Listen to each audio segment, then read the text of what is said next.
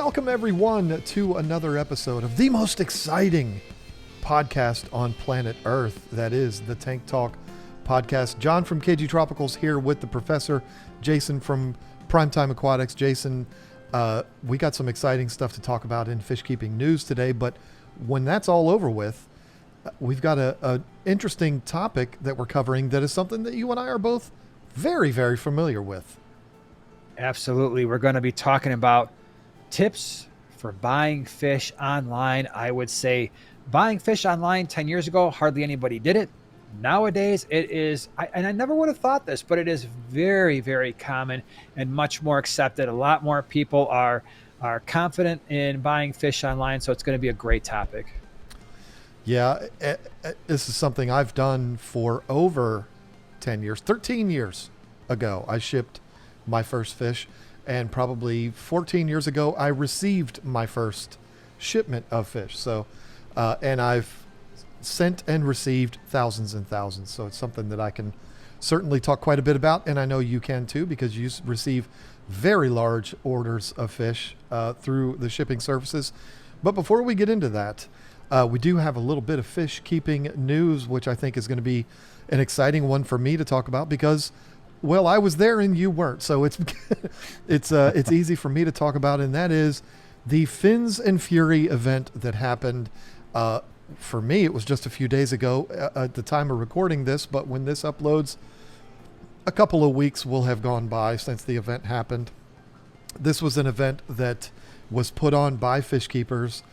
It was a boxing event that was started by the King of DIY, Joey Mullen. He teamed up with Rodrigo Rojas from Predatory Fins, and they put on this event. I was very fortunate to have been asked to commentate the event, which was a realization of a lifelong dream for me. I know that might seem silly, but that's something I've always wanted to do, and so I was able to do that. And the event was absolutely incredible. It was handled in Amityville, Long Island. Yes, that Amityville. And yes, we did go to the house because of course we did, because we were there. I'm sure you know what I'm talking about when I say the house, Jason. Okay. I think everybody yes, knows. I've seen the movie. Yeah. The 13 movies that have been made about the Amityville horror house. Pretty cool to see the house. You know, somebody lives there. It's their private home. It's not like we went up and looked in the windows. We just drove by it. And, you know, you're not going to be in Amityville and not take a picture or not go to the Amityville horror house. But wanted to talk about the event because there was something very significant that happened to me there that has to do with fish keeping. Not just the fact that it was an event put on by fish keepers, and the event was amazing. But before the event, we got to go and visit Predatory Fins. And I got to tell you, I'm not exaggerating when I tell you this. This was a problem for me because I am probably going to be making some changes in this fish house. We're going to be moving things around and possibly adding some things because I saw something there that really, oh boy, it put the bug back in me. It's a bug I've had in me a long time. I think I'm getting back into the stingray bug, Jason. I've been obsessing ever since I was there. I kept stingrays a long time ago, and it was some of the most fun I've ever had as a fish keeper. I loved those fish. Stingray Biology is a partner of Predatory Fins. Kevin, the owner of that segment of the business, showed me his stingrays there, and oh boy, it was something, I tell you.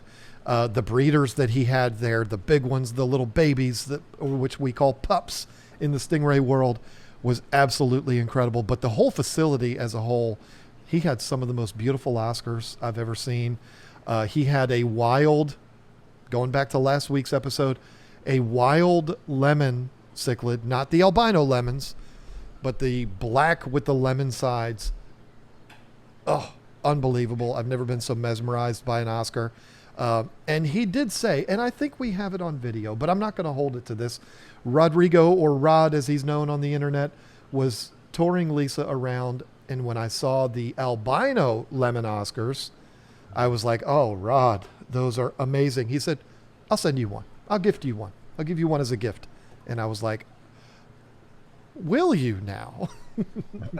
I don't know if he's going to. I don't know if he's going to send me one. I'm not going to. I'm joking when I say I'm going to hold him to that. But he was getting ready to fight the next night, so I don't know if he was in the right headspace to tour me around there. But no, his facility is incredible. They've got some of the largest aquariums I've ever seen that are not at a public aquarium, with 4-foot long arapimas in there, arowanas as big as arowanas can possibly get. Just an absolutely magnificent facility. Am I doing an advertisement for his business? You daggone right I am, because I think they're doing amazing things over there. He did not ask me to do this. I'm not being paid to do this. I just think it's important to shout out people that are doing this right. It was an amazing facility. They're still in the process of setting everything up, so it wasn't complete, but what they have going on there is absolutely incredible. I would encourage anyone to check the predatory fins out. They're doing some incredible things. And I've got some projects that I'm working on for the future that are not in this fish house that Rod said, when you're doing that, you let me know, and I'd like to get involved in those projects. So an unbelievable weekend of fish keeping stuff and boxing. That was a lot of fun. I could certainly go over fight by fight, blow by blow, but I'm not going to do that because I'll talk about that on our live stream on the KG Tropicals channel. But just an amazing thing, an amazing fish keeping event that happened. And I don't know, maybe there might be another one. If there is another one, I hope that I am fortunate enough to be asked again to do the commentary on that, because it was a lot of fun. So finsandfury.com. Actually, the pay-per-view is still available. Obviously, it wouldn't be live, but if you wanted to watch that event, it is still available there on the website to check that out. So it's sad that you missed it, but you had something much more cool going on, your bike trip. So totally understand that. I think you would have enjoyed it if you were there. It was a good time. I would have. It would have been interesting. At one point, there was people had asked me if I wanted to be part of it. I'm MMA. I'm not boxing. So my natural instinct, anytime somebody is coming after me, is to lift my foot off the ground. So it just, that's my training. But if they ever do an MMA instead of boxing, that would definitely pique my interest a little bit more, because it's something I do every single week. I get pummeled and fight a couple times a week. So to think that one member of the Tank Talk podcast would be in the ring, obviously kicking somebody's butt, while the other is on the outside of the ring commentating that whole thing. Oh boy, that's an interesting Tank Talk episode. It sure would be. The next week, I come back all busted up and you're all having a good time. Yeah, it was the best time ever. Yeah, except for my, 16 stitches I needed in my face. Yeah, fortunately, the people that did participate in this event, there were a couple that walked away not looking the same as they did when they walked in, but they weren't beat up too badly. Eric Triplett, the pond digger, had a pretty good shiner on his eye, and Lucas Bretz had some nose stuff going on, but no major injuries to the fish keepers. There was an injury that happened there that was not the fish keepers that got injured, but that was unfortunate to see. But, overall, it was a very exciting weekend. Maybe you're listening to this and you tuned in to last week's live stream on the KG Tropicals channel, which is actually happening tonight when this is all Twilight Zone stuff, but I'll go over in much more detail there. So if you didn't get to see that, if you want to know more details about what happened at the Fins and Fury event, that is where you will find it. But today we got the important thing to talk about, which is buying fish online. You came out the gates swinging. You hit the nail on the head. There was a time where the concept of shipping fish through the mail to people's house was the craziest concept you could ever think of. Like, you can do that? I remember when I started my business, started KG Tropicals in 2011, actually 2010, but we didn't sell any fish until 2011.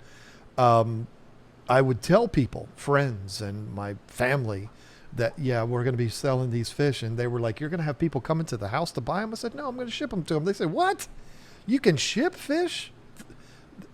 the idea was crazy. But my response to them would always be, let me ask you a question.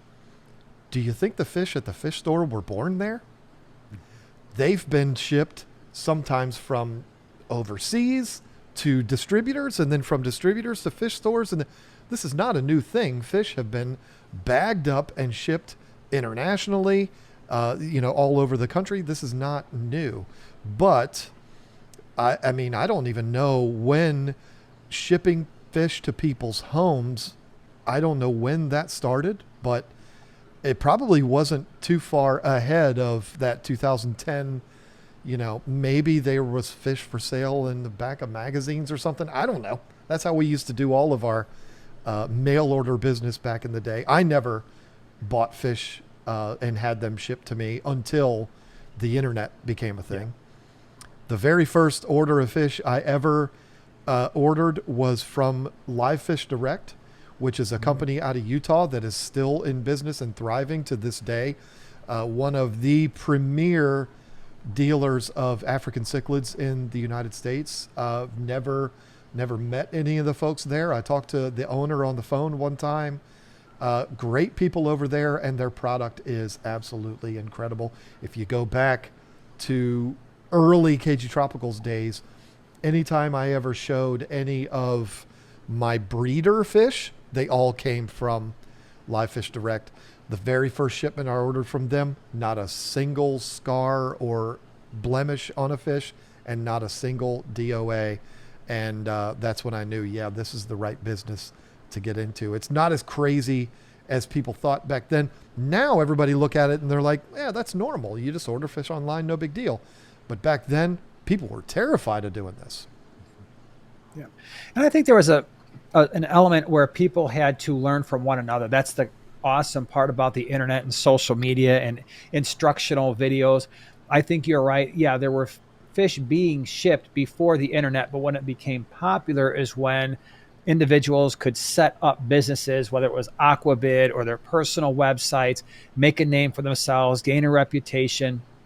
And they learned also by doing, and then they would put their information, hey, on the internet, here's how you ship fish. Here's how we've had success. Other people learn from that. And pretty soon you had a thriving community, right? So like I said, Aquabid, where people are they're just individual sellers. They might just have a fish room. They might specialize in rice fish or guppies or certain types of shell dwellers. And they know how to ship those fish. They know, okay, what time of year is it? What's the weather like? And they've gotten really efficient at doing it. And it's a better experience for everybody. So it's not as common now, I don't think, as it was 10 or 15 years ago to be like, oh, you know what? Yeah, I got these fish, but lost half of them. You don't hear that as much anymore as you used to. Yeah, I mean, over the years, several years, over a decade, the processes have gotten so much better, and they're so very different. When I was shipping fish, African cichlids, in the early 2010s, I would put methylene blue in the water, and I would, my shipping water would be sat there for, a couple of days to gas off and do all of that stuff. Like, I would put a lot of time into putting together my shipping water. And so customers would receive my fish and they're like, the water's dark blue. What's happening here? And nobody complained. I mean, that was just the way a lot of places did it back then. But I don't think you really even see anybody doing that anymore. Methylene blue is an antifungal medication that can be put into water to help the whole process. I don't remember the last time I saw methylene blue in or malachite green or any of those in a shipping bag. I think that's pretty much a thing of the past. But over the years, people have learned the easier ways of doing it. And, there's breather bags, that whole thing, which I've never really understood, never something that I've ever used. Not that I'm against them. I just don't understand how a bag breathes. Like, that's weird to me.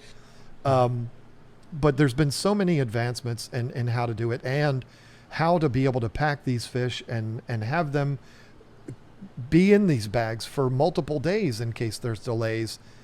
It's come a long way. In fact, a lot of places, maybe not with big fish. If you're going to go to a Ron's Cichlids or a Live Fish Direct or Cunningham's that are shipping larger African cichlids, 3-4 inches, you're not going to find them usually using things like the USPS priority mail. You know, those places are usually going to be doing strictly overnight. And that was the thing back when I first started ordering fish, was like, you had to do overnight. Like that was the only way. In a lot of stores, that was the only way they would even sell them to you, is if you ordered it with like next day air or minimum priority express. Whereas now there's a lot, again, not the big fish, but a lot of fish that you can buy that'll be shipped to you just through regular USPS priority mail 2-day, and they're fine. Put heat packs in there and in the wintertime, and the fish will be completely fine. So this is something, I don't think there's many people out there right now that are afraid of ordering fish online. I think that it's become kind of a normal thing now, but you just certainly should not be afraid of it. It's something that's, almost anybody can do it now. Watch a couple of YouTube videos, figure out how to do it, and you'll be fine. I want to get into the pros and cons of buying online, and then towards the end, not the end, but after that, we'll get into some tips that I have as someone who has shipped thousands of fish, tips that I have for the buyer to be prepared and be ready for it, things to look for. But before we get into the pros and cons, was there anything else you wanted to add into the intro here? I don't want to be the one doing all the talking. No, we can move forward. Let's get into these pros and cons, because I All can right. think of one con that's probably my number one con. Well, why don't you go for it? Go. All right. There, It's go actually a ahead. small one. I mean, well, relatively speaking, because shipping fish has gotten so good from reputable sources. For me, the number one con is that you usually have to be home when the fish arrive. And it's not that difficult now because there's always somebody here, like pretty much 24/7. We have at least one, if not two people in our home. So not a big deal. But if you are somebody who's working a lot of hours, and all of a sudden you're like, oh yeah, the fish are going to be here on Thursday. And you're like, but you have to have somebody sign for them. You can't just leave them on the doorstep, especially if it's cold or too hot. That to me, that's the number one thing that may hold the whole shipping of fish industry back a little bit. Is you ship the fish, you got to be there. Or what they're going to do is they're going to take them back to the facility. That happened to me before. It's like, you're supposed to get these fish in. You weren't there to sign for it. We took them back to USPS or FedEx or UPS. Now you got to go there, and it's a big mess because it might still be on a truck. You don't know where it's at. So that can be a little bit of a pain.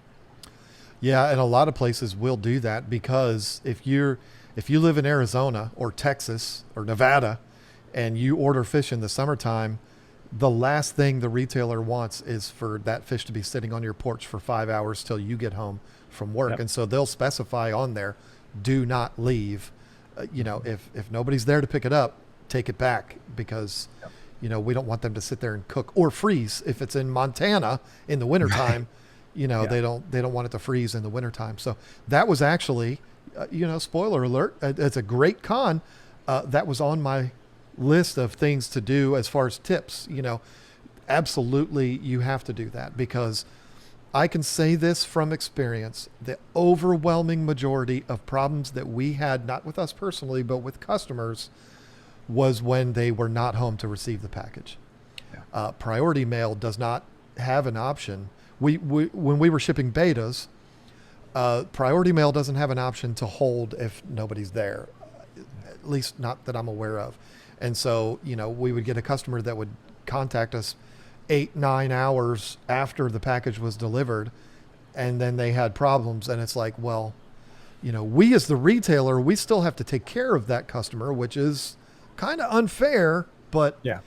being there to receive it is the number one thing. You absolutely do need to be there. So you came out with a banger right off the top. I'm going to go with a con too. Since we're on the cons, we'll just go back and forth with We'll do the cons pros or first. cons. The other con is, or another, I've got several. I'm a guy that likes to see what I'm getting. If you're ordering a new pair of AirPods are AirPods. You get what you get. And you know what you're getting. But when you're ordering a fish, it could be bigger or smaller than what you're expecting. It could be not the exact color that you were expecting. I like to be there and see it and say, I want that one. No, not that one, not that one, that one right there, and be able to pick the exact one. Sure, some fish, cardinal tetras, rosy, rummy nose tetras, they all pretty much look the same. It's not a big deal. But, if you're talking about African cichlids, you're talking about fish that have vast color patterns and stuff like that, you don't really know what you're getting. And to me, that's a huge con. It'll lead into a pro, which I know doesn't make sense, but, because sometimes it's the only way you can get a fish is if you order it online. And so you're willing to take that risk of, not truly knowing what it is, what you're getting, because it's the only way you can get it is to order it online. But, I'm, like I said, if it's something that's cut and dry, like an electronics or a tool or something, I know what I'm getting. When you're talking about a living animal, you don't know what you're getting. And so I like to actually be there and pick it out. Doesn't mean I've never ordered fish. I've ordered a lot, but if I have the option of going there and picking it out with my own eyes, I'm going to take that every time. Yeah. Yeah. I would say another con would probably be obviously the cost, right? And that's where we've talked about this in numerous other episodes when we were talking about, hey, what can fish stores do right and all these things. And I think the argument for both of us has always been, if a fish store is doing things right, they should be able to outcompete online retailers because the cost is going to be significantly less when you include the shipping. And that is something that you absolutely have to consider. How bad do you want the fish? And be smart about your purchase. So when you're ordering fish online, this is going right into a tip, I'm sorry, but when you're ordering fish online, be thinking about the shipping, because the fish themselves don't really weigh much. It's all the water, it's the bag space, it's the size of the container that you have to use. Those breather bags, that's why they're so important, because you can cut down on all that air space in the bag and use a smaller shipping container. But it does cost a lot of money to ship fish. So typically the more you order, the less that shipping cost is eating into the cost of your fish. No doubt. The cost is a lot, especially really when you're dealing with big fish. I mean, Dan's Fish is one of those retailers that he sells he sells everything, all different kinds of fish. If you're ordering smaller community type fish, you're going to order those. You're probably going to utilize the priority mail shipping.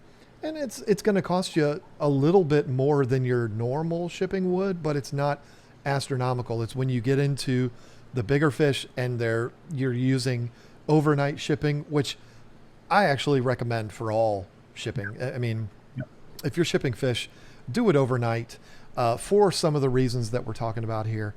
You're going to pay big money for that, especially if you're ordering 4-inch haps and stuff like that need to be packed individually, and they're going to be in big bags. It's a big cooler. It's you're going to pay real top dollar. So to make the most efficient use of those big dollars, order a bunch of fish, because normally the cost of shipping won't go up, or the amount is negligible based on the weight. If you order 2 4-inch haps, the shipping is not going to cost you. You're not even going to notice the difference in cost of shipping if you get 2 versus 1. So combine it. Wait until you can get multiple fish in that one order, rather than ordering one fish and paying $70 to ship it. You'd be shocked, Jason. When we were selling betas, you'd be shocked how many times a customer would pay $30 for the fish and $78 for shipping, because they would go overnight, and if it's a customer that's in Oregon and we're in North Carolina, and we offered priority mail, but we also offered overnight. They chose overnight. The cost of the shipping was way higher than the fish. So, take advantage of that, get multiple fish in that order, and that can kind of wash away some of that extra cost. Yeah, at that point, they probably could have ordered 4 or 5 bettas and put them in different tanks, and the shipping would have been pretty much the same. And then the shipping per fish, like you said, is next to nothing. And don't be shocked, for those of you who are thinking about ordering online.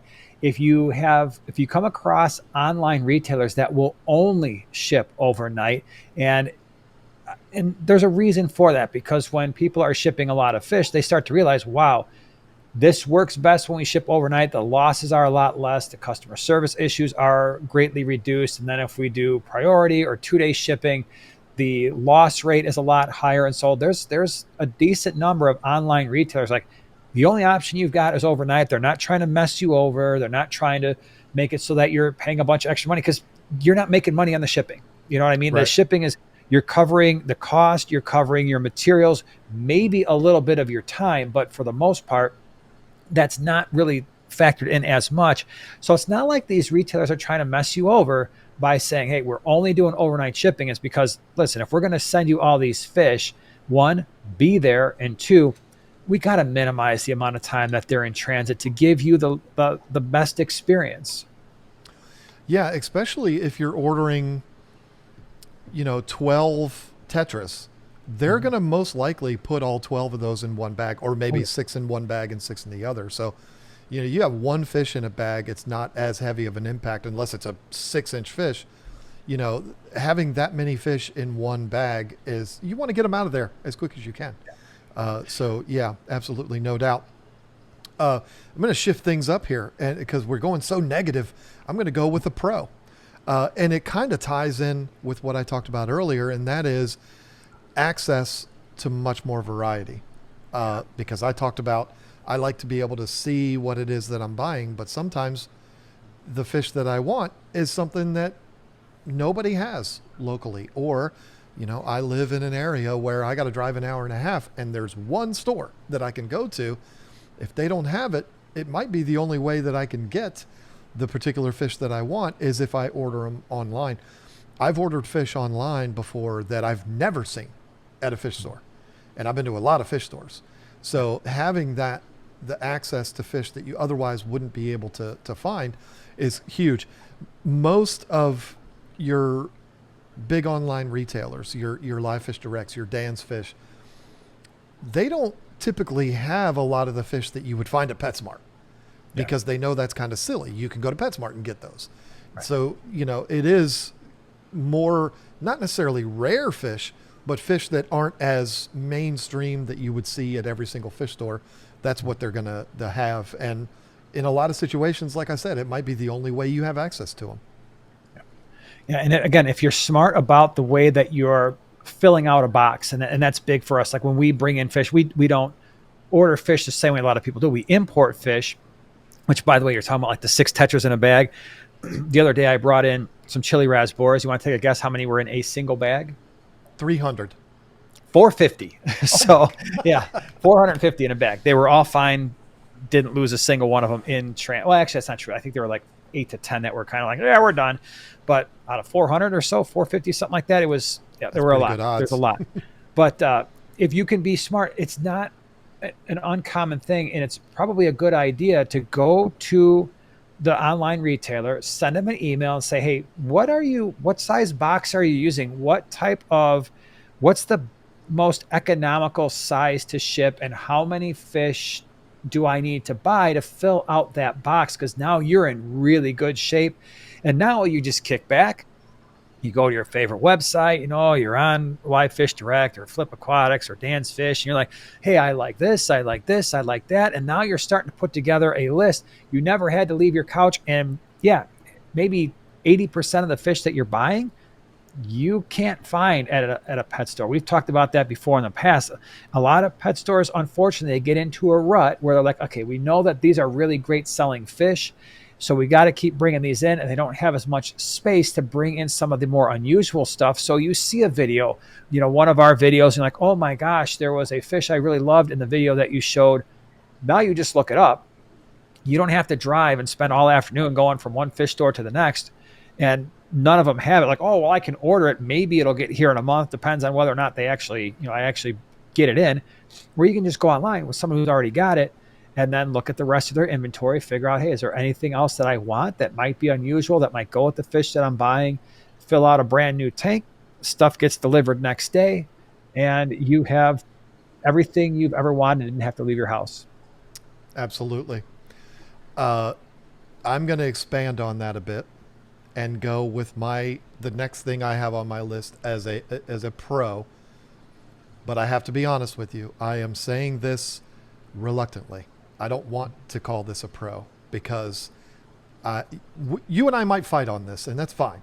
Okay. But it kind of goes along with what you were just saying. There's a very common thing now that's talked about online with content creators and stuff like that, and that is pushing the convenience of stuff like this. You don't have to take time out of your busy day to go to the fish store to pick out your fish. Now, keep in mind, I'm somebody that, like I already said it, I like to be there. I like to pick out my fish, but sometimes you can't. I think that we as a country have become too dependent on convenience. I have seen, I'm not going to name names, but there was a live streamer in the fish keeping community one time talked about, this was not you, Jason, because you said something similar to this in the Amazon debate, but I don't have time. I have a busy schedule. I'm so busy. I don't have time to go to the fish store. So I ordered these fish from whoever it was. And in the same episode talked about binging the last season of Game of Thrones. It's like, you're full of crap. You have time to sit on your butt for 8 hours and watch Game of Thrones, which is a great show, by the way. But you don't have time to go to the fish store. Come on, who are you kidding? We all have things that we want to do. It's just a matter of what we prioritize. And some people will prioritize sitting on their butts watching Daenerys burn down all of Westeros rather than going to the fish store to pick out the fish. If that's what you choose to do, that's fine. This is a pro for you, that you have the ability to sit on your butt and watch House of the Dragon while shopping for fish and order it. I think we should all get off of our butts. I mean, I spend a lot of time on my butt. Trust me. I think we should get off of our butts and go to the fish store and pick out our fish. Stop being so lazy. But there are people like you that do have, multiple jobs and kids, and, you got all this happening, and it's just not something that you can break away and do. And that's understandable. For those people, this is a huge convenience that you can just order them sitting on your toilet if you want to. Yeah. And in some ways, I'm somewhat disconnected from, at this point, the average fish keeper experience, right? And I recognize that, and I have to be able to recognize that in the sense that every week, every 2 weeks, I get lists of fish that are thousands of options long, and I can just pick and choose. And I can't tell you, I spend hours just Google this name, what is this? And so I have that. I have almost what I would consider to be practically an infinite number of choices of fish that I can bring. Now, obviously, I got to bring them in large quantities. So it's not like I'm like, oh, I need 6 of those. You can't do that. You have to bring in like, oh, here's 100 or 200 or 300. But so I've lost that. If I was somebody who didn't have that, I'm also spoiled because we've got the swaps, right? Which we've talked about in previous episodes, where I can just wait a few weeks, go to the swaps and see what people have. And usually they're going to be a lot less money, healthier. But outside of those things, I actually used to look forward to going to the fish store, right? But I've gotten really spoiled because it's like, they've got 1% of what I have access to. So why am I going to go there? But if I didn't have those things, it is fun, right? So you do, I guess one of the downsides of shopping online is just the adventure, the going and not knowing what you're going to see and being surprised and inspired by something that you find like, yeah, okay, maybe I was looking for a certain type of fish, but holy cow, I found these. You look it up on your phone. You make sure size-wise, aggression, water parameters, it's going to go with your other fish. And you're like, wow, I came home with 6 of these fish, and you're really excited to buy that. And that in some ways is lost when you're buying online, because you know exactly in theory what you're getting. And it's just going to show up at your door the next day, where you lose that adventure a little bit. And it's that adventure that I was talking about. That's what I like. I like going there. And some of the most fun I've had before is, okay, I have a tank. It's this size. Now let me go to the fish store and figure out what it is I'm going to put in it, rather than going in there and having it in mind. I understand for people that are like, I need fish food. I'm going to be out of it in 2 days. I don't have time because I got to watch episode 7. I don't have time to go to the store and buy it, order your fish food. But it's a different thing when you're picking out a fish. This is a living animal, and I just feel like that's where we should, that's the fun part to do that. And to cut that out is, it's taken one of the fun things away out of it that I particularly love. But I know not everybody's like me. My next pro, and then I do have one more con, and then we can get into the tips. And this kind of contradicts everything I just said because you do have the ability to shop multiple vendors in one sitting, and you're not traveling around. Now, for me, I said an hour and a half from me, there's only one fish store. That was a lie. There's more than one. There's just only one that I go to. There are others, and it's a pretty busy area. I think there's 2 others that I would have no problem going to. I'm just loyal to Mark, but that's almost an entire day for me. An hour and a half to get to the area and then spend time in one, go to the next, spend time. That's a lot, and I get it. Because, maybe this store has this one fish, but you really wanted to put 3 different types of fish in this one new tank that you have, and that store didn't have it. And all of a sudden I want to be able to get everything from one place. You have the ability sitting there on your couch to shop. And if you want to price shop, which with fish,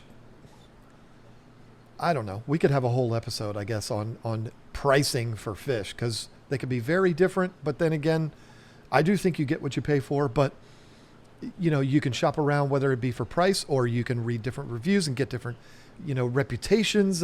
These folks do things this way, or they do things this other way. And you can see all of that in one sitting rather than limiting yourself to the 1 or 2 pet stores that you have. If you're lucky and have 1 or 2 pet stores that you can go to that are not named PetSmart or Petco. Not that those stores are bad, but you want to go to a mom and pop. If you have more than one around you, you're really, really lucky. So having access to that kind of variety is definitely a pro. And I'm glad you brought that up. And I really got to experience this. I mentioned I went on that motorcycle trip from the Chicagoland area to Gatlinburg, Tennessee, and we took mostly back roads through all those areas. And a couple of times I wanted to see if there was a fish store in the area where I could stop by, maybe do some quick filming, just kind of make it a little, I don't know, business trip, if you will. IRS. Not once did I see in these areas where we were at any fish, like not even a Petco, PetSmart within 40 miles of some of these places. And it struck me just how many people are so far away from any type of a pet store, and how much online retail has opened up the hobby. So for those people who think that online retail has hurt the hobby, I fully now 120 million % disagree with that. Online retail has expanded the hobby in a way that could have been impossible in any other way, because now you've got people who are in all these little towns. We'd pass these little towns with maybe 1,000 people. There's nothing. I mean, the last time we had passed a town before we hit that one was like an hour ago, and that was a little town too. So they might have to drive out. So, in the areas we were, like, okay, you want to go all the way to Knoxville? Do you want to go all the way to Chattanooga? I mean, there really wasn't a lot. In certain parts of Kentucky, it's like, well, do we backtrack all the way to Lexington, Louisville, Indianapolis, in Indiana? It's like there's not much out there. So a massive advantage is how much online retail, and especially the online fish shipping, has opened up the hobby for everybody. It's made it possible for just about anybody to keep fish. Yeah, when we were selling betas, we would get emails from customers all the time. Just, thank you for doing this, because we have no access to any. We don't want to buy our betas from Petco, PetSmart. And there's nobody that we can get them from. And, I'm disabled and I can't drive 4 hours to a pet store to buy a beta. They had access to them, and they can shop and see. We were a store. A lot of stores do this. We were not, the anomaly here, but where we would actually take a photo of the exact fish that you would be getting. So it is kind of similar to shopping at the fish store. But I agree. Access to stuff that a lot of people wouldn't have access to, and at the same time, you have multiple. You have access to multiple vendors Yeah. that you can shop with, and that's really cool.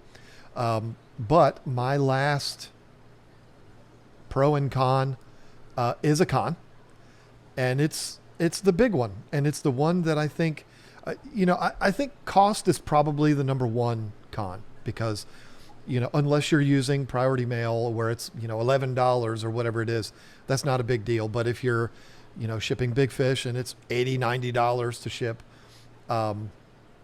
I guess we never even really discussed it, but there is the option of using the airport system too, which is usually cheaper, but a little bit more of a hassle to get in and out of. But the number two con, I would say, is the risk. I mean, even though I said that we've come a long way as an industry, shipping fish has become mainstream. It's normal. It's not crazy anymore. Success rates are probably 98%.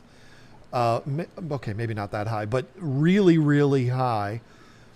There is still the risk because the retailer, and I was this guy for a long time, is handing this box over to someone else. And I hate to say it, but everybody listening to this and my partner on this podcast knows it's true. Work ethic is not the same as it used to be. The bottom line is they don't care about this package that they're holding, even if it says live fish all over it and it's written on the box, please don't drop it. They don't care. They want to get their job done so they can get home and watch Game of Thrones. So, there is that risk that the box gets dropped and kicked down the street like Ace Ventura, or it falls out of the truck, whatever. There's another risk too that nobody ever talks about, but it's definitely a risk, and that is dependent on what service you use. There's certain times a year where I would tell you that UPS is the most reliable while also being the worst at the same time. Because the way UPS does things, their packages never leave trucks, or they leave trucks very briefly. They basically go through the facility on conveyor belts really fast and immediately get loaded into other trucks, which means there's no climate control at all. If it's the middle of winter and it's the middle of the night in who cares where, Connecticut, and it's February at 3 a.m., guess what's happening to those packages that are sitting in the back of that truck? Same thing for the summertime. They're sitting there cooking in Arizona in the truck overnight. That can actually be a problem. There's ways around it. Ice packs, heat packs. I get it. But there is that risk there. That, just because of the weight, nobody dropped the box. There wasn't some major accident. It's just the circumstances being what they are. Yep. The fish ended up getting frozen or getting cooked. Now, every single retailer that's shipping fish is putting them in insulated boxes. They're wrapping them up. They're putting heat packs. They're putting cool packs. But sometimes the weather is too extreme and it just doesn't work out. Or even worse, because of the extreme weather, there's an airplane delay, there's whatever, and they're sitting on tarmacs, and you just have no control over that. There's nothing that can be done to stop that except for not ordering fish online. So risk is big.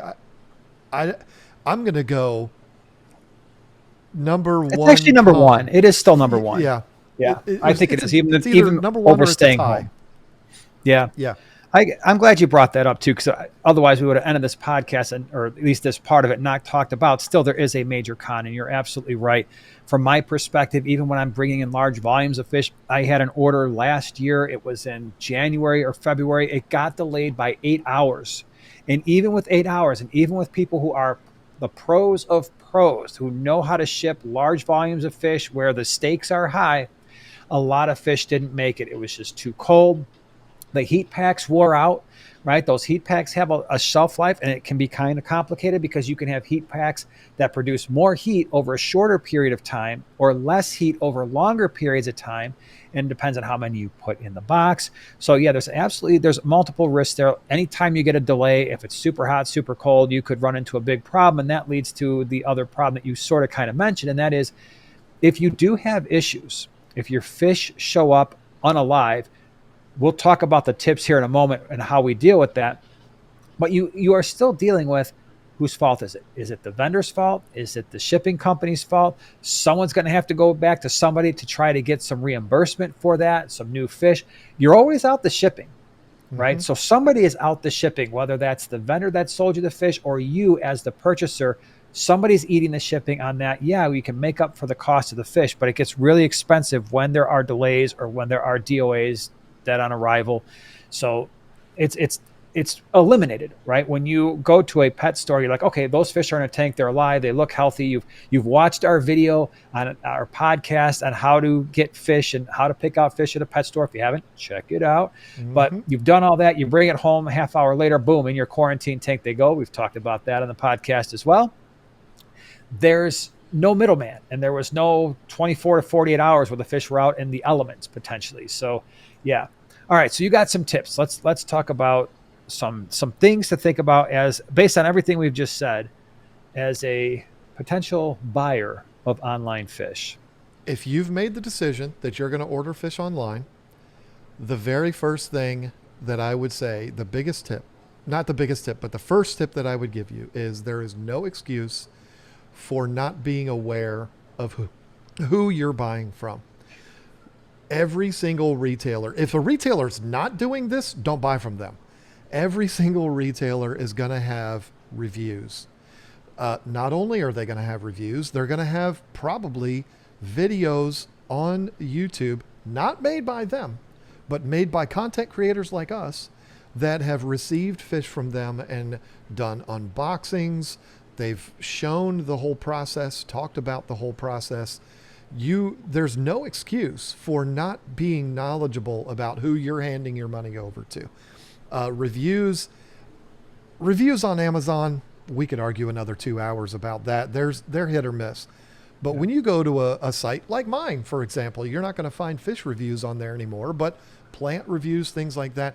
These are reviews that I, as a mom and pop retailer, asked my customers, hey, would you mind doing a review, whether it's good or bad? They put it up there. It's very different than Amazon. I think the vast majority of people that go on Amazon to review stuff they had a bad experience. And so, the numbers are skewed, but you're going to be able to go on there and if you're looking at buying a Eureka Red Jake peacock, don't just read the reviews for Eureka Red Jake peacocks. Yeah, go there and read other reviews from other types of fish and just overall reviews of that retailer. They're out there. These are people reviewing in their own words. They're not getting discounts for it. They're not being paid to do it. They're not bots. They might be on Amazon, but they're not on these mom and pop retailers. Educate yourself on what other people's experiences were. Don't just go by the star ratings. Read the reviews and familiarize yourself with how they do things and how it works for people on the other end, and know about that before you spend any money. Yeah. Second thing, and we've already mentioned it, be home. Plan to be home. Talk to the online retailer. When are you shipping? When can I take delivery? They're going to give you the shipping tracking information. Be home when those fish get there. Even if they're a retailer that's like, yeah, we'll leave them on the door for you. You want to minimize the amount of time that those fish have been in a box, that have been in a bag, keeping the ammonia spikes down, keeping the pH from fluctuating too much. Just plan on that's a day where you need to be there when those fish get there. Could not agree more. I want to run an experiment, Jason. Sure. Let's do something here.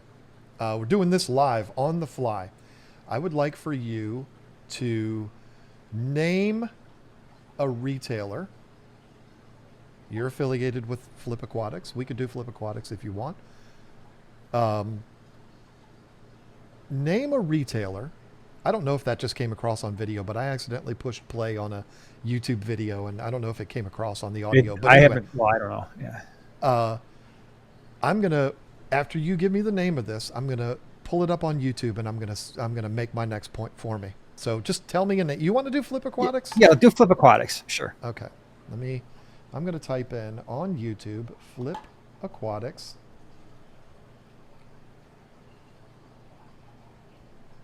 Unboxing. I'm not going to click on the videos and sit here and watch them, but Sure. 1, 2. Oh, there's one from a little channel not many people have heard of called Primetime Aquatics. 3, 4, 5, 6, 7, 8, 9, 10. I could keep on going. Yeah. And the interesting thing about it is, and I'm not trying to be disrespectful, except for the Primetime Aquatics, and I did see Simply Beta. Most of these channels are channels that I've never heard of. These are people that might not necessarily be content creators, but they're somebody that bought fish from Flip Aquatics or shrimp from Flip Aquatics. They're unboxing it and they want to share that experience with you on there. These are unbiased people. They're not paid. They're not hired to do this kind of thing. They are simply sharing their experience with you. And this will be some of the most valuable information you could ever acquire from the internet, because this is the truth. These are not people that are sponsored and all this kind of stuff. Not that those people aren't true, but you know what I'm saying. It's just honest opinions. That's where you're going to really get that warm and fuzzy feeling that, okay, I've read the reviews, I've watched the videos, now let's go, let's do it. I'm willing to take the risk, because every single time it is a risk. I'm willing to take the risk and pay this person my hard-earned money and put in this order.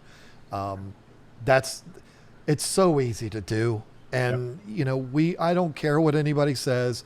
We have time to do it. I don't care if you're on your iPad, laying in your bed before you're going to sleep. Watch some videos there. It's easy to do.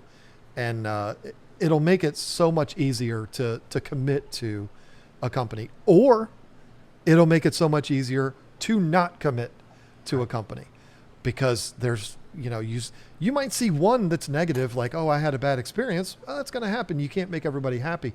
But if you come across one that it's like every third video is, these people are a problem, I would never order from them again. Well, now you know that that's not where you should send your money. And there is one place, and I know we are hard on them a little bit. The Facebook groups. Sure. I've seen numerous times where people are like, hey, I'm thinking about ordering from this place. And some of those Facebook groups, you'll get dozens upon dozens of responses. Yeah, they were great. Oh, here's what happened to me. That's not going to be like bot type stuff either. That's just going to be people who belong to that group sharing their experience. And so I'm not a big fan of Facebook groups. Most of the time they're pretty toxic, except for the Tank Talk one that you've got on there. But most of the time, if you ask a big group, you're going to get a lot of responses that you might ask, hey, give me some suggestions. I'm looking for this particular fish. Anybody know a good place to get them? So, and you'll get a lot of responses usually. You definitely will. And you said, except for the Tank Talk group, unfortunately, that's not true. There's no way to police it and to keep all of the bad people out. There's people that have agendas, and they're not pleasant people to be around, and they've ruined Facebook groups for me. Yeah. The next tip, and this is a big one, but it really shouldn't be. I don't even think this is a thing that should need to be mentioned, but I have to mention it. Otherwise there'd be 50 comments saying that you should have made sure to make everyone aware that you should only buy from retailers who have a live arrival guarantee. I don't know that there's such thing as a retailer that doesn't have that anymore. But it's important that there is that, but also it's important to familiarize yourself with what that policy is, because there are circumstances that are beyond the retailer's control, and they may not guarantee the arrival. A great example would be, I know in mine with plants and snails, I have it written in my policy on the website right there for everybody to see. We need contact from you within the first 2 hours of delivery. If your plants, which is rare with plants, but if your snails don't arrive alive to you. Mhm. And the reason why is to avoid those people. And I just had one the other day that the package was delivered at 10:30 in the morning. They emailed me at 9:30 that night. Yeah. Now, this may be that she ordered like, I don't know. I said she. I don't even know why I said she. It could have been a man. I don't remember the name. They ordered like 14 snails, and one of them, she said, was not alive, which actually turned out the next day. It came out of its shell and everything was fine, but emailed me almost 12 hours later. Yeah. And it's like, how do I, as the retailer, know that that didn't sit on your porch for 9 hours before you got home to take it out? And it's summertime. It's hot. You know, a lot of retailers would be very, very strict and say, no, sorry, you got to contact us within an hour. Otherwise, it's not our fault. I'm not that way. I want to be that way. But unfortunately, you know, these days it's like, hey, if you ordered 14 snails and one of them didn't make it, I can bend the rules a little bit for you. But let's wait till tomorrow, because I bet you that snail will come out. But, and not only that, but for fish especially, a lot of times a tip, if you've got dead fish in the bag, do not open that bag. A lot of retailers want to see sealed bag. So if you've got, oh, I ordered 10 of these things and 8 of them are dead, take the pictures, take a short video. Bag hasn't been opened. Make sure you document that. And then on video or via pictures, once you've gotten contact from the retailer that, you know, it's either okay to open the bag or it states, hey, just show us the pictures. You send them a quick, you know, call or email and say, hey, I think I've got 8 out of 15 that are dead. You can open the bag. I usually would just take the fish and put them on like a paper towel so that they could see, okay, here's the 8 that are dead. Here's the 7 in the tank that appear to be okay. So a lot of retailers want to see the DOA still in the bag. I had a customer, this is not a long story, but this is a story that's bothered me ever since it happened. And it happened in like 2013. A customer ordered like 7 big fish from us. It might have even been 8. It might have been 6. I don't remember, but it was a lot of fish in one box. Shipped UPS overnight, because at the time that's all we offered. These are large African cichlids that were shipped to this person. And I say it was a man because it was a man. And shipped UPS overnight. It was not in the middle of winter, not in the middle of summer. It was springtime.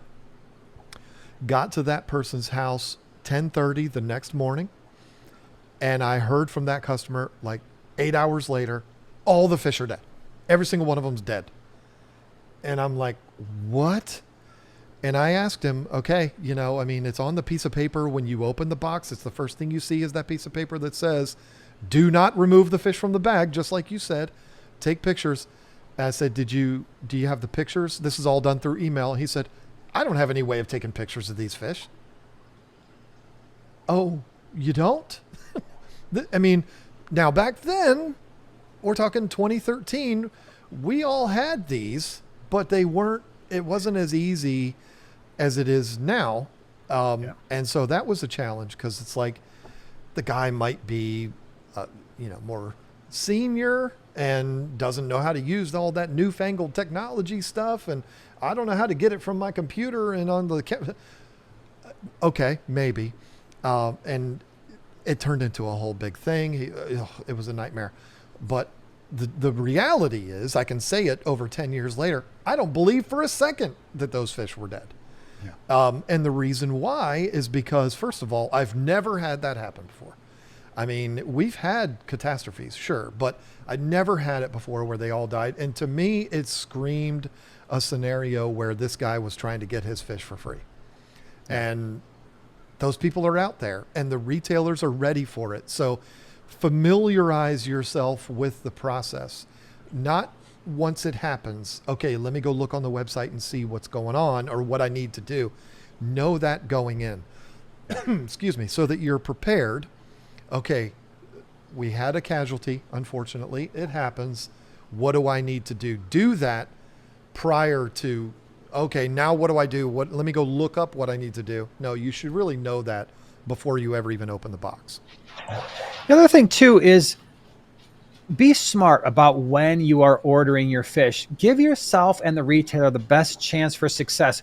Do not order fish when you know the next 3 days it's going to be -5 outside, or not just your area, but what about where it's shipping from? And so if we use Flip Aquatics again, because that was right there, they're in Ohio. So if you know, okay, they're in Ohio and they're supposed to be experiencing a lot of sub-zero temperatures. And by me, yeah, it's going to be 10 degrees, but that's extreme. Just like probably not a great idea right now if you live in Arizona or Texas. Be like, yeah, I know it's going to be 105 here for the next 4 days. Let me go ahead and order some fish in a place where it's only 70s. Because especially right now when the seasons are starting to change, spring and fall, you can have dramatic differences between southern Texas, Arizona, and Dan's Fish in Montana. And it's like, these fish are going to go from how do you deal with that, right? You're shipping fish where it might be in the upper 60s to a place where it's going to be 105. Please do the best you can of trying to make sure you don't have really extreme temperatures. And ideally, if you can even make it so that the temperatures aren't going to be extreme from the shipping location to your house, again, you're giving yourself the best chance for success. And to go back to the number one rule with ordering fish online, there is no better example of when you need to be standing there looking out the window waiting for your mail carrier or your UPS guy. If it's a UPS guy, you know when they come because they come the same time every day. Be waiting for them. Be sitting there like this, staring out the window, waiting for them to pull up and go out there and hand the fish to you rather than letting them sit on your porch, particularly when the weather is extreme. I mean, some of us are lucky. I'm in an area where we don't have extremes, but we got hurricanes.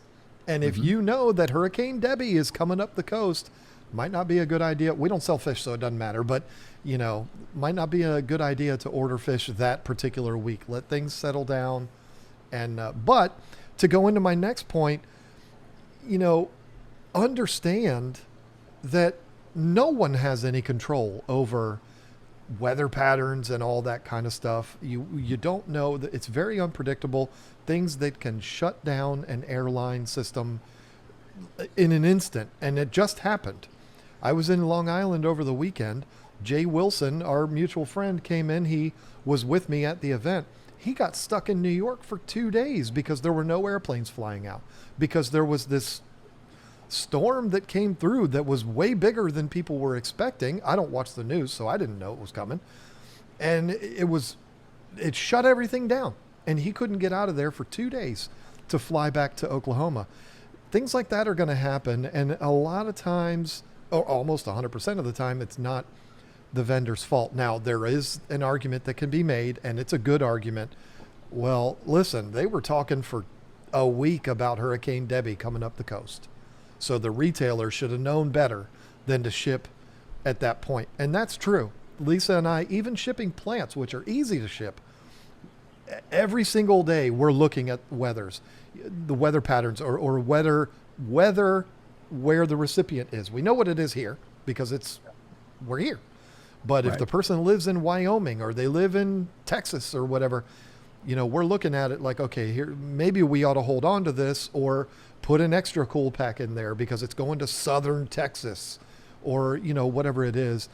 But even then, retailers, particularly on Mondays, they're running around like crazy. They're packing things up and they might not know that storm is coming through.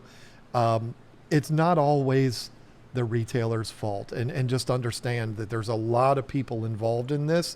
And the only reason I'm making a big deal out of this is because what I hate to see is the reviews where people are like, I'll never order from here again because I ordered and the Postal Service had delayed it by 2 days. It's like, that's not the retailer's fault. That's the post office's fault. And that's a shame that they're getting penalized for that. So they can only control so much.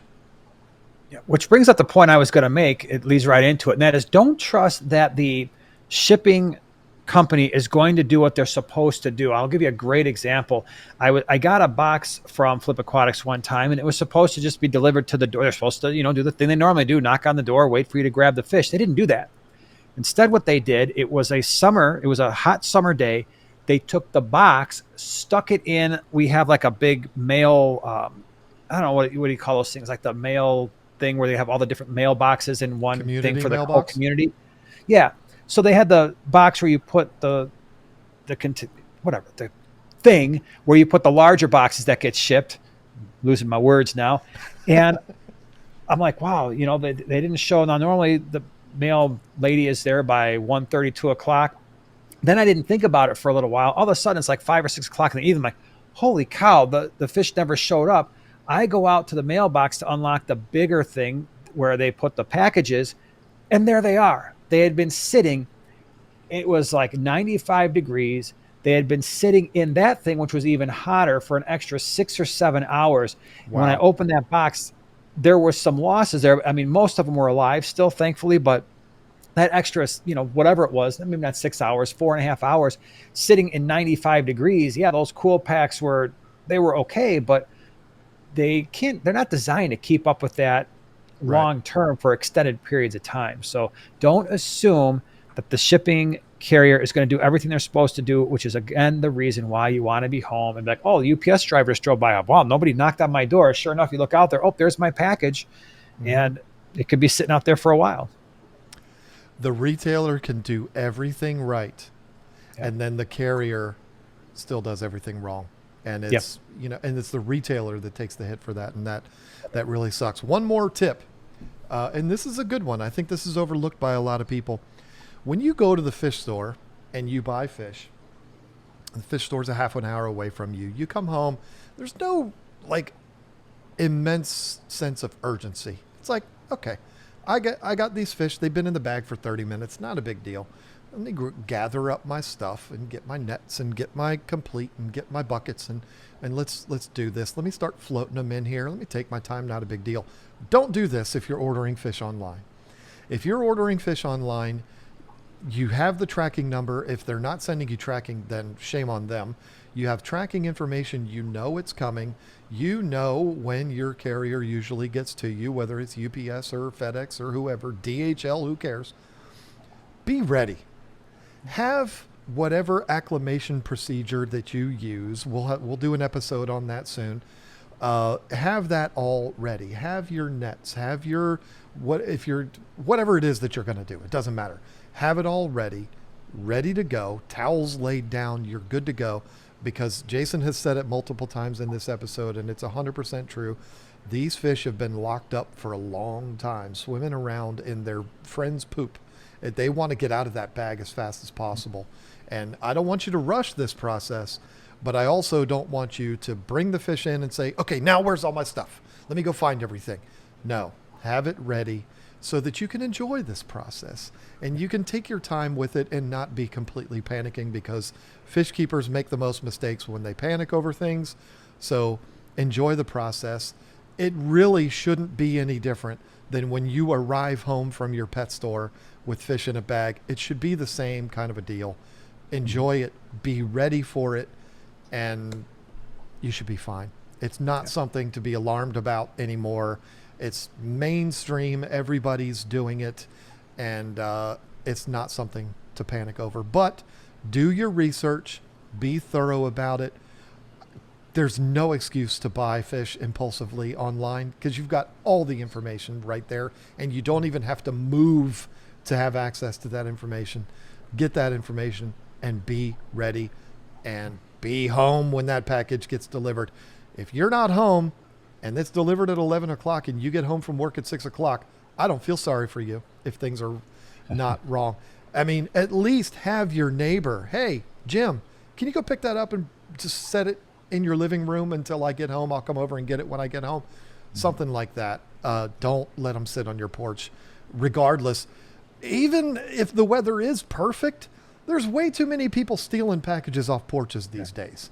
And your fish might run off with some guy, and then he's going to be like, I don't know what to do with this, and he's going to throw them away. Just be there. Be ready, or have someone be there ready to pick it up when it gets delivered. Final thoughts, Jason. What do you got?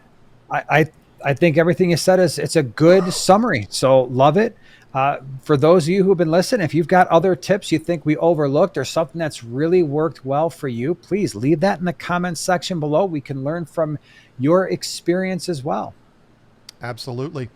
We've gone a little long this time. I don't know that we're going to have time for John's World or Jason's World unless you want to do it. I mean, it's totally I got up to nothing you. going on in my world right now, so Okay. Well, Maybe you know next what? week. I'm going to do one just for fun. I'm going to do one. Okay. It's not a John's World. It has to do with the topic that we're talking about. And it's a story that I wanted to tell earlier, but I didn't want to interrupt you. So it involves shipping fish. I'm not going to name who it came from, but I ordered. This is when we had our store and we were ordering a very large order of fish. There was a particular distributor that was running a deal, and we decided to take advantage of that deal and ordered a lot of fish. And they sent the fish through the airport system. I had to drive down to Richmond, Virginia to pick them up. Not a big deal. Done it 100 times. I show up,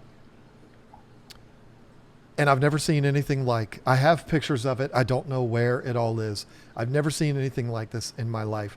Normally, when you go to the airport to pick up from a Southwest Cargo or something like that, you go into a little lobby and they do the paperwork and you pay for the shipment, and then you go out to your car and they bring it out to you. Well, this time, I don't want to say it was Southwest because I don't remember who it was. But Southwest is one of the bigger cargo shipping companies. The guy behind the counter was like, can you follow me back here? And he took me back into the warehouse, which they're not supposed to do. Right. And I walked back there, and there was a very large box. It was probably a 24 by 24 by 24. It was a big box. I'm not kidding you when I tell you it looks like the box got ran over by a steamroller.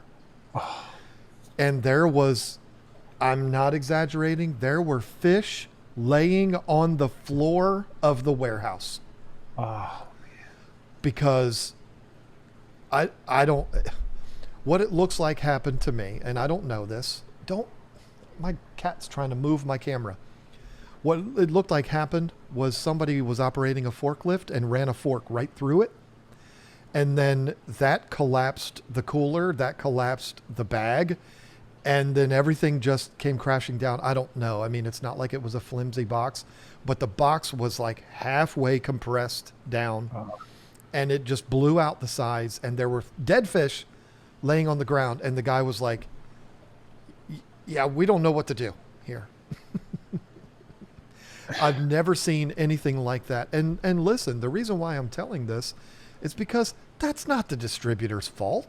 They did everything right, but things happen. And this was not me ordering fish for my own personal use. This was ordering fish for the store. So it was a much bigger shipment than what you would normally see. But I'd never seen anything so neglectful than that.